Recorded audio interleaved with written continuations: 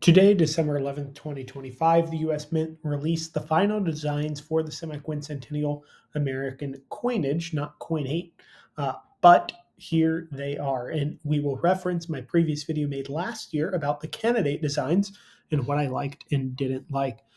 The Mint chose the first design here, the 1976 dual date 2026 coin for the penny with no privy mark. This is what it will look like with a mint mark, no mint mark on the Philadelphia as normal, and this will only be for collectors with the end of the penny this year in 2025. The nickel will be the same 1776 2026 dual date with the mint mark. Of course, they'll also have the Philadelphia mint mark on this one. Otherwise, it is a normal nickel just with a dual date. The dime design, here they are, the 6 designs put forward for the obverse of the design. I liked one the best. The Mint went with the 4th design. I did not like the 5th or 6th design. Fair enough. Now, on the reverse, they did choose one of my top 2 favorites. To be fair, number 3 and 3A were basically the same. However, they did remove the 250-year banner that the eagle is holding on it. So here is that design. I think this is a very clean design, very classic Liberty design. I love it. The only thing, if I'm going to nitpick this dime design, which I love, is the font. I think the font size is too thin. It just doesn't. I just don't love how it looks on the coin. But that obverse is maybe one of the best coins that we've seen in circulation in quite some time from the Mint. There are 5 quarter designs, of which only 2 of them were on the previous video. This is the Mayflower Compact. As you can see here, the Mayflower shows up. There's Liberty kind of within the waves here of the quarter. And again, that 1776 2026 dual date coin on the obverse. That obverse might be a little deceiving considering there's 2 full body people in there, but that won't be the case with our next one, the Revolutionary Quarter. George Washington on the front and on the back of the quarter. I really like this one. Kind of reminiscent of the Washington crossing the Delaware on the backside. So I like that one as well.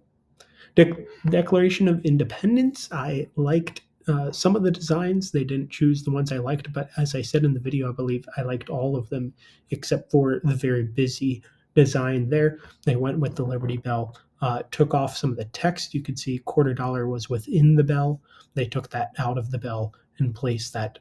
Otherwise, we also have the writer of the Declaration of Independence with a 3/4 body or half body portrait. Again, I'm not sure how I feel about the full body thing, but that's what they went with.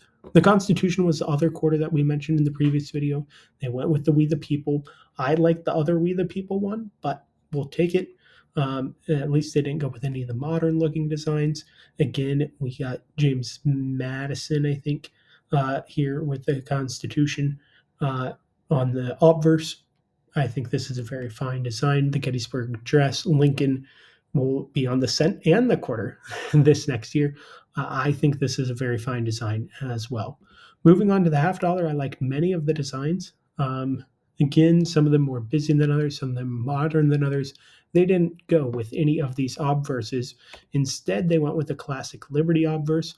On the reverse, they went with this design. Again, I fairly liked all of these. I really like the torch. They made some adjustments, though, to that reverse that they chose. Given how it looked, I didn't love it. I thought it looked too modern.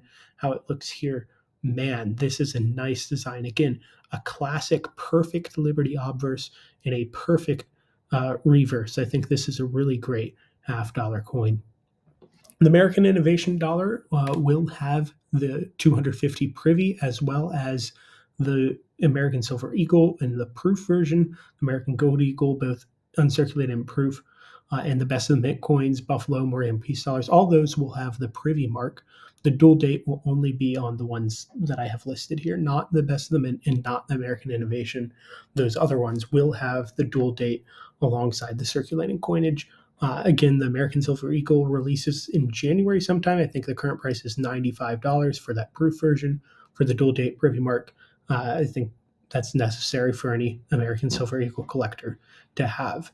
They did announce a new candidate design for a dollar coin. I assume this is going to be a large dollar type situation, maybe not. I don't know. With a living president, so that would be a new one. U.S. law currently prohibits that, so do with that what you will. Anyways, I think it's a classic design reminiscent of the Kennedy half dollar reverse. Let's move to the best of the mint. The best of the mint coins are issued going over the past several years of mint history. The best designs will be issued in gold as coins, and the lesser designs will be issued as silver medals. Similar designs, but adjusted somewhat. The original designs, though, will not be changed other than size to fit the size of the coin. Of course, in the case of the St. Gaudens, it will be the same size, this 1 ounce coin, just adding the preview mark 250. It keeps the original date. The silver medal, they chose one of my favorite designs here. And here is how that looks. I think that eagle with the flag is just so cool. That should say 1804 silver dollar is going to be 1 ounce gold coin as well. Again, the same design as the original $1804, just add that preview mark in. Again, they chose one of my favorite designs for the silver dollar. And again, I think that obverse is a very beautiful design. You're noticing a theme here. The Mint actually chose all of my favorite silver metal designs for each of the best of the Mint coins. Our third best of the Mint coin, the Walking Liberty, which will be a 1/2 ounce gold coin. You can see, again, the 250 privy mark there. Again, they chose one of my top two designs. Now looking at it, I don't love it that much, but I still think it's really nice, all things considered. Standing Liberty will be a 1/4 ounce. Again, just add the privy mark in the corner. Again, they chose one of my favorite designs. And again, I think this is really awesome. The eagle taking off in Liberty, very much in action on that scene. The Mercury dime, again, the big old privy mark. Again, this is going to be a 1/10 ounce coin, so a pretty small coin. So that won't be as big as it appears on your screen right now. They chose this really cool design. So this is a metal, so it won't flip like a normal coin. It'll flip from side to side, so that sword will almost seem continuous from side to side, as you can see here with the dates of the Second World War. Of the Mercury dime, which I guess ended around the time as the Second World War ended. But yeah, so that's that. These are the best of the Mint coins. These are all the coins the U.S. Mint will be issuing for the semi-quincentennial.